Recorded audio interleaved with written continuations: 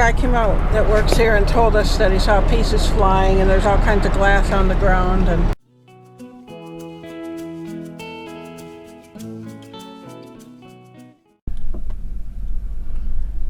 we're leaving our spot in Kingman, and then we're going to stop at Walmart, and I think that's it, and then we're going to head over to Flagstaff. Can I go look? Is there a lot of glass? Sal just drove through this gas station without checking the clearance and hit our air conditioner on the top of the RV, and this guy came out that works here. This guy came out that works here and told us that he saw pieces flying and there's all kinds of glass on the ground. And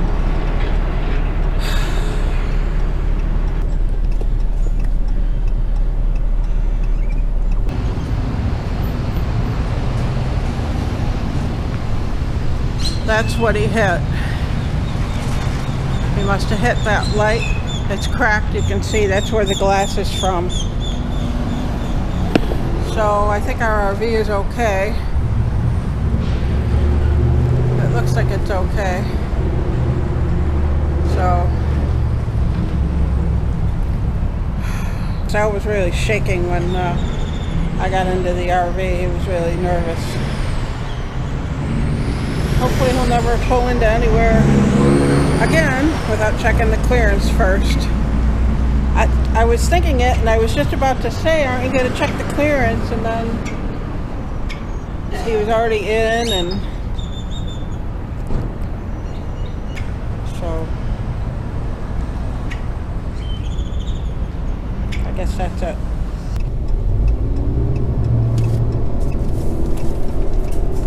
So we're just pulling out of the gas station where Sal broke the light.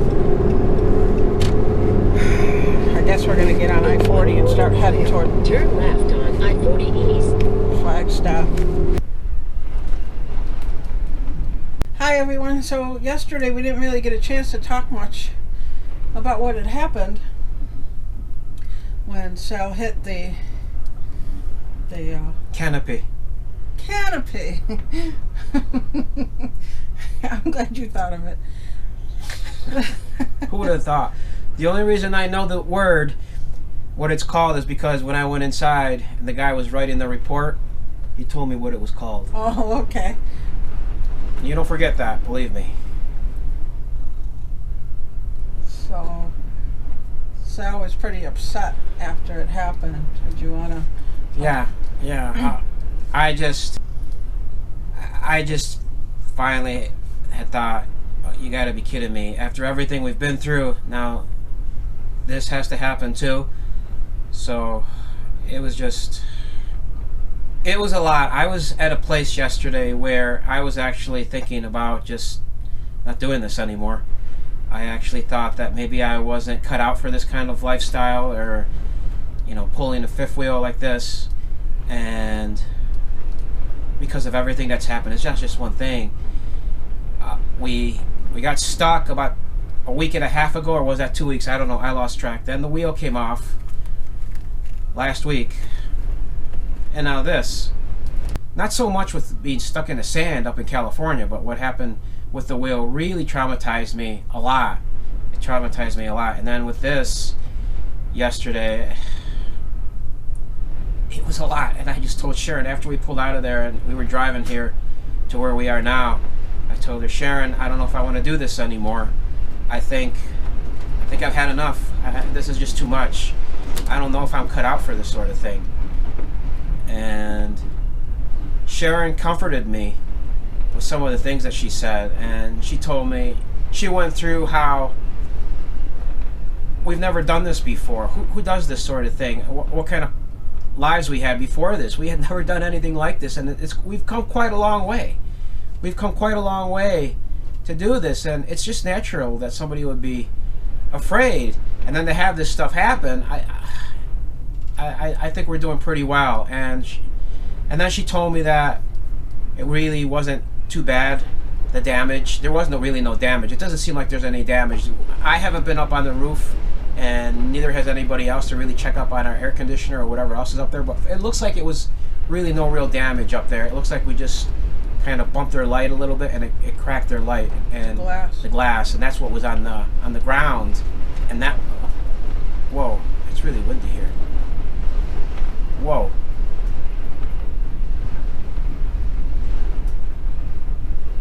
Probably saw us rocking before. Yeah. What the? Anyway, it was. And that's what was on the ground. That was what was on the ground. So, let me explain to you what happened. Basically, we were going in to get gas, and I didn't even look at the clearance. I thought it looked high enough, and I hadn't thought of it. But I started pulling in next to the pump, and all of a sudden, Sharon tells me, "Oh, the attendant inside the store is coming towards us. He must want something." And I'm thinking, what the heck does he want? He was waving. He was waving, kind of going like this, like that, and he started coming towards us. And then all of a sudden, I rolled down my window, and then once, I don't remember exactly what happened. I'm sorry, guys. I'm sorry. It's been traumatizing. Okay, and when he came and he told us what happened, that the top had hit the canopy, I just said, "You've got to be kidding me." Well, he said something happened to our air conditioner too, and he said he saw white pieces flying. I'm sorry, it's just too much after everything that's happened to have that on top of it. And it wasn't that long ago that we had that thing happen with the wheel, and then that on top of it, I just said, "You've got to be kidding me! You've got to be kidding me!" And I just sat there while Sharon was talking to the guy, and she went out to look at the glass and everything, and then I was just sitting there with my hands on my head, and I'm not gonna lie to you guys, I was shaking because I didn't know what else to do. I said, "You've got to be kidding me! Everything that's happened to us." I came back to the truck, and he was like actually shaking. He was shaking. I don't know. Yeah. I still haven't recovered with that wheel. Our wheel came off. Okay, we pulled in to where we were gonna park, and the wheel came off. God forbid if that had happened while we were on the road, I don't know what would have happened, okay? All right, thank God God was looking after us, because it didn't happen until we got into the parking spot. And so, to have this happen not too long after that, it was just too much. It was just too much. And then I had to go in and fill out an accident report, and I was filling it out. In the meantime, Sharon was looking closer at what happened, and I think she saw what the glass was, and once she told me it was just glass from their light, it wasn't really anything that we had, it made me feel a little better, but I was still shooken up. I still was shaken up. And then when we left, I broke down, guys. I broke down as we were driving, and I said, "Sharon, I don't know if I can do this anymore. Maybe I shouldn't do this anymore. Or maybe I'm not fit for doing this anymore, because I don't want to put you and our cats in danger. And this is just too much." And then she comforted me, and she told me, "You know what? It looks like it's not too bad up there. It doesn't look like we had any damage. It just was, we just tipped their light." And then she told me it could have happened to anybody because it looked like it was high enough. And so that made me feel better. And by the time we got here, I felt better, and I want to keep doing this. I like this lifestyle. I really like it a lot. There's been some stress in it, especially recently, but what are you going to do? I guess there's what you would call growing pains involved in this sort of thing. I don't know what other people go through, if like they just get on the road and everything goes perfect and they know everything, you know, they know everything there is to know about repairs and, you know, all those sorts of things, and they never, you know, get stuck in the sand, or they never have any issues. I'm not sure how that works. I've seen videos from other RVers, and I know they do have some issues, but all I know is we had some growing pains, but we got through it. We got through it, but it was very stressful, and I still think I need to get over some of this stuff, and, you know, so, and still there's a lot of change going on. It still hasn't sunk in that this job that I got, you know, that we're headed back because I'm going to have a job. And thank God I have that job. I'm really thankful. I really wanted that job, and I'm going to be happy to work there. But just all the things that have happened lately, I haven't been able to really focus on that because it's just these things that have happened. But luckily Sharon she really helped me yesterday with some of the things that she told me, and she really comforted me, and it helped me a lot. And so I'm feeling better now. One thing, I reminded him of how I had hit that rock, a boulder, back when we first started out. That's really windy. I think it was like 6 days after we got on the road or something. It was really short, maybe even less. And I had hit a rock. And it was a big boulder. I was turning, and I wasn't going fast. I was going slow, making a turn, but the boulder was high. And so all of a sudden I felt the RV stop. And I looked, and I had gone right over the boulder, because when I was making the turn, and then it stopped it at the tire, and it broke our sewage system, and it made a dent, and we pulled into some place, and they told us that it was probably about $1,200 worth of damage, because there was an RV place like right across the street. So I turned around and went back to it, and I was just devastated, and I was crying. I remember that. Sal was just so supportive. He was so kind and supportive when that happened, and he said, you know what, we can get that fixed. As long as we're all safe, that's what's important. And so I was telling him the same thing. It happened. One thing that's ironic, though, is right as we were pulling in there, I saw that canopy, and I thought to myself, oh, wait a minute, Sal, aren't you going to make sure the clearance is okay? And I didn't even get for whatever reason, I don't know, like with everything we went through, I don't know if I was just too exhausted or what happened, or just he was already underneath or what, and so I didn't say it. So it's funny, and then all of a sudden that guy came out. But really, the important thing is, that we're all safe, and other people have things happen. I'm on a bunch of RV groups, and I see I've seen pictures of, people have actually gone into like tunnels that didn't have enough clearance. Oh my gosh. And bad, really bad. I've seen more than one picture of that. So I was just saying, like, does everybody just get on the road and they know everything perfectly? I don't think so. I mean, it's just life. And so, we try to show both sides of things. Yeah. That same day, yes, when this happened with the canopy, we were told by the police we couldn't stay at the campsite we were at. We had to move. The police officer, she was really nice. But even that was stressful. We've never been told to move from. Well, we were once, but that wasn't the police. That was just some farmer somewhere. But I won't go into that. We have a video about that. Anyway, that's something different. But we were told to move that day by the police, and so that kind of stays in the back of your mind. That has never really happened to us before, where we got a knock on the door and the police says, "Hey, you can't camp here." So, but it turned out well. It turned out good. I think we're going to be okay.